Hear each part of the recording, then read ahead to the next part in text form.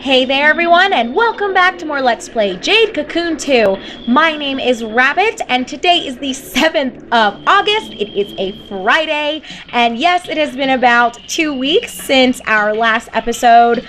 I did upload about 4 or 5 days ago, sort of an update vlog that discussed in a bit more detail everything that's been going on regarding my move and my transition into my new job at the school. So I'm not going to repeat all that here as an intro. What I will tell you guys is off camera between the previous episode and this one, what I just did about 10 minutes ago was I ran all the way back through the level 1 as well as the level 2 Earth Force, and I'm bringing you guys right back here with me for us to start today's recording session with us entering Groundwork 1. So that is what I believe I had promised you guys in our previous episode together, so I am doing just that. But before we do get started, I do want to share with you guys some of the items that I have picked up along the way. So the first thing, which is not that spectacular, we have encountered this bad boy before. I did find a Karak egg. Like I just said, we've had one of these before, so I'll probably put it in storage or maybe hold onto it. Well, it's gonna go into storage either way, but what I mean is I might hold it in storage as a backup, or I may just hold it so that later on I can use it in one of those mixing flour things to see if I can get an egg that we actually have not encountered yet during this Let's Play. So that is the first thing that we ran into. Again, nothing really too special there, but I did find another Kalma. It is the Pinum Kalma, and I think it's going to look like almost that pod Divine Beast. It almost looks like, oh my gosh, I don't even know what the vegetable is. It's like how you guys can have peas and they're in a pod. Well, whatever the fuck, you guys know what I'm talking about, I hope. If not, oh well, you'll know when you see it yourself. I believe that is what it is supposed to be, even just based on its name. Maybe it's supposed to be like a peanut, but I don't think so. Anyway, that is what I just found as I was making my happy way through these previous forests, or these previous levels of this elemental forest, and now we are here together. Although we have run through Groundwork 1 already together, I did tell you guys at that time that we were going to go ahead and just do it again, just because we didn't really see too much anyway. This floor, or I shouldn't call it a floor, this island is not that big anyway, so this will take just a few minutes. My intro probably will have been longer than what it will take to run through this. Oh, it's you, Kahu. Oh, hi. Fancy meeting you in such a place. Okay then, let's go at it and have a battle. Battle in an ogre vine. How natural. Okay, here it goes. So I retract my statement because I wasn't anticipating a fight with anybody. Come on, here goes. All right, what shall I do? Well, this should not be too bad. So I feel like I can talk over this fight, right? Well, anyway, I guess to actually share with you guys some of what has been happening with me, I didn't really want to do it as an intro, just so that we can actually launch forward with today's sets of videos, just because it's already 8 p.m., 8:04 p.m. to be exact, and this has been a crazy week for me. This whole week has just been nothing but meetings, and I had mentioned this to you guys that I have been, kind of doing my final work days at the research center, because I wanted to give 2 weeks notice plus a week or two. Basically what I had promised my boss was that I would stay until a couple projects that I was overseeing were finished, or at least so close to being finished that I didn't feel as though I was throwing everyone under the bus by pulling out. So that ended up being about 3.5 weeks, although I'm still probably going to have like 1 or 2 more days left, which will really round my whole transitioning out to about 4 weeks, but it hasn't been too bad in that regard. What has been a bit crazy is that I have been pulling almost 12-hour work days because I've been working in the mornings at the research center, like I said, trying to finish up some projects, and then in the late afternoon to early evening, I've been going to the school to do some orientations and things of that nature. So specifically, We have had a lot of meetings, like safety stuff.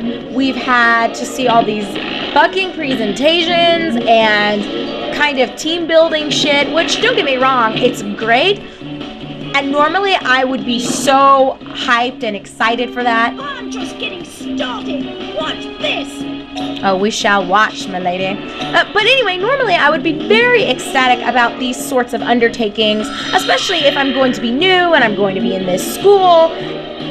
I usually love these kinds of things, but I don't know, since I'm still finishing some stuff up at the research center, aka I'm pretty much done, I just have been exhausted. And then on top of that, almost a week ago today, so last Saturday, the 1st of August, I got a phone call from my sister, and one of my aunts passed away in a relatively tragic manner. So her entire life, at least I should say, the majority of her life has always been a bit chaotic and hardly predictable, to say the least. And in particular, these last 10 years. Oh, game over. Well, I will just continue talking about my aunt in just a second. Let's see what Choco has to say following that ass kicking that we gave her. Ugh, I lost. You sure did. You did pretty good to beat the best beast hunter in the Sweet Knights. The best? Isn't your leader Cocona the best? Cocona? No way. She's totally lame. Why did you make her the leader? Well, if I have to say, it's because she's the oldest. No matter how well she raises divine beasts, that fighting style will get her nowhere. A good swordsmith never blames the user if a sword doesn't cut. That's what my dad used to say.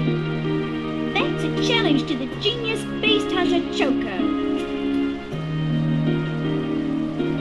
Whatever, Choco. Talking so much shit about other people, but your own game is lacking. Hey, why don't you be the leader? You think so too? You're right. But there's one problem. Huh? What's that? What? My look. This is not the look of a leader. Indeed. Agreeing so quickly will make your friendship go down. What exactly does a leader look like? Well, I don't care about my look. Okay, well, I guess that's all she really has to say. I honestly was not anticipating a battle here, especially because we had already run through this forest together. So, I don't know, that's kind of strange. Just to make sure there are no items on the ground, let me loop back through.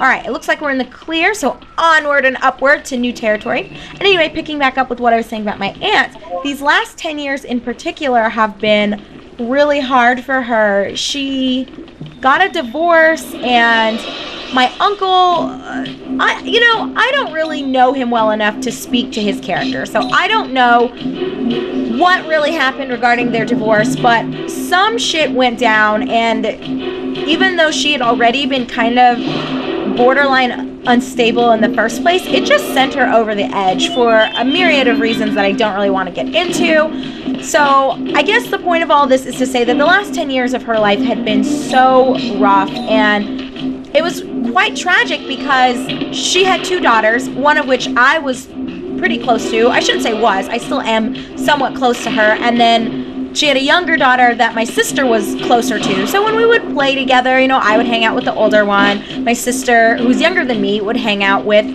the younger cousin. So it actually worked out really well, the way our ages kind of fell and kind of worked out. So we were pretty close, and they were almost like sisters, and she was almost like another mom, I guess, but not really. But anyway, my cousins didn't have a good relationship with their mom at all, and at one point or another, one of them wasn't talking to her, or both of them actually. There was a period where the 2 of them just didn't communicate with her at all.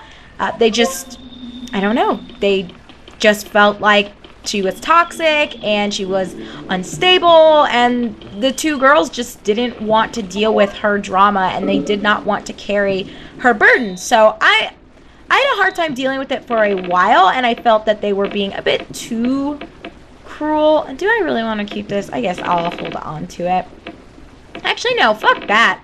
This is garbage. Oh, I actually want to discard it. I don't know why I always forget that's a separate menu. But anyway, there was a point in time where I felt as though it was kind of callous of them to be so cold and they wouldn't answer their mom's phone calls. And the older one in particular had like a 1.5 year period where she blocked her mom's number, so she didn't know what was going on at all with her mother. But, you know, I've shared this with you guys before that my own mom is a bit unstable and our own relationship is not that great. Just some of the women in our family, they just are not the nicest people. Let me just leave it at that. I don't want to get into all that right now, but I haven't spoken to my mom in almost 3 years. So, you know, I reached a point where I really did have to come full circle with my thinking and realize, you know what? I can't judge my cousins for not talking to their mom, even though I had a fine relationship with their mother. I don't know what the full story is or was even at the time, so I can't judge them for it. And I didn't feel that way, you know, when all of that was going down with them, but for sure, since I'm kind of in a similar position with not talking to my mom, I've really been humbled by my negative experience with my mom and had the realization that, you know what, until you walk in someone else's shoes, you really shouldn't be speaking too much to all of their choices. You can give general recommendations, and if they ask for your thoughts, you know, provide it. But I told them, I was like, you know what, I used to not understand why you guys were just not at all receptive of what your mom was trying to do when she would reach out to you, but I take back anything that I said where I might have hurt you when I thought that you were being too bitter or too hateful. You know, I take it all back. And, you know, the older one anyway, because I don't really talk to the younger one, they thought it was kind of funny and nice that, you know, I was accepting it and apologizing for judging them for that. But anyway, I don't know why I'm sharing all of that. The point of me saying all this is their mom had issues, and all 3 of them had rough relationships at one point or another. So on the 1st of August, almost a week ago today, we got a phone call that their mom was just found, like, in a car. They just found her in a car. We don't know if it was related to drug use. It wasn't a robbery or a murder or anything. There were no signs of foul play, nothing. So, okay, why are these divine beasts so fucking adorable? Oh my gosh! I've not seen these yet, but these are fucking cute. Holy cow. Wow, so adorable. Okay, focus, rabbit, focus. So anyway, this is obviously very devastating for the girls. In particular, the younger one, because she had recently gotten married and just had a baby maybe a year ago. So with all this time that's been spent not really talking to her mom, her son never really had a chance to spend time with his grandma. And I think for them, there's just a lot of regret there. And they wonder, you know, could we have helped our mother if we had actually tried to be there for her? Did we somehow contribute to her going down this path where she just wouldn't get help or wouldn't take care of herself? I think they just have a lot of questions, and they're trying to blame themselves for things that they really aren't responsible for. So it's been a rough week, you guys. I don't know if I have... Do I have the egg for this thing? I don't think so. Oh, wait. Oh, you know what, you guys? I don't think we're going to find an egg because the music is not playing and there was no egg behind it. I think this is going to give us the item that's going to allow us to complete the contract. I don't know why the word was slipping my mind. I was like, what am I trying to think of? But anyway, I think we're going to get some sort of scat. And if that is the case, which I believe it is, what I will likely do is finish exploring this island with you, and then I will go back, hopefully pick up whatever job is then available. Oh, leaf hide. Is that what I need to find? I thought it was a scat. This is what happens when you take like 2 weeks to...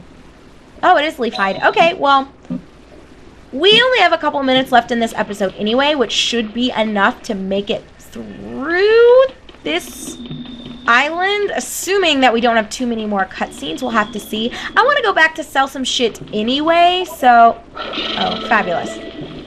So, it's probably good for me to take advantage of this and just go back. Plus, we might have enough for the backpack. Oh, a Kalma? I shall test you for the power to fight Kalma. Come, take me on. Okay, well, I guess instead we'll end this episode with me fighting this guy. It shouldn't take more than like 2 minutes to fight him. I don't know what you're saying, but okay, let's do it. Good. Come at me.